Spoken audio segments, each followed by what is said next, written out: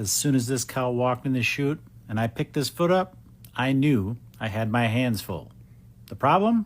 Well, it started right down here. Welcome back to Nate the Hoof Guy. If you couldn't spot the problem before, after a couple of swipes of the grinder, it should be a lot clearer now.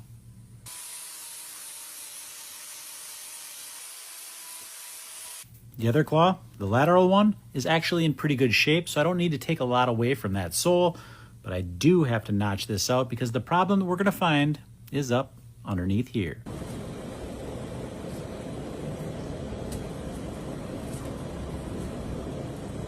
If you were wondering if that little mark actually hit a problem, I think that can confirm it definitely does.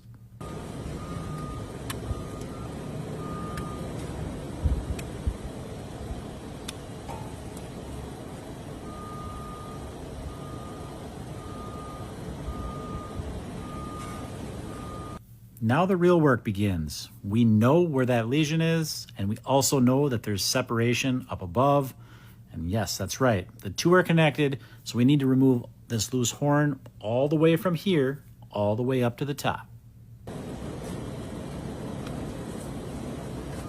What's hard to appreciate in the video is how these knives are designed and the way that that hook at the end of that knife works. I'm able to hook that loose hoof horn and pull it away as I make those cuts, which makes it that much safer. I don't have to really worry about getting into any of the corium underneath because as I make that cut, I'm lifting that hoof horn away and making that cut safely.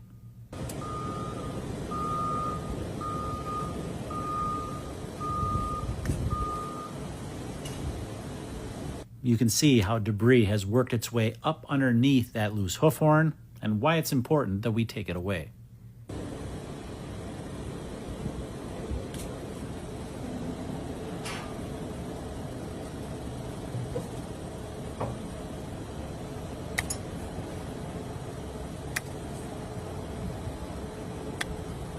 What you can appreciate with this video is how much more difficult it is to work your way through that hoof horn, that wall horn, versus that solar horn. It's much harder, and you can see that as I'm making these cuts. When I go through that solar horn, that knife kind of zips right through there like it's going through a knife through hot knife through butter, rather. And where you get into that wall horn, and it's much firmer, much more dense, and much harder to cut through.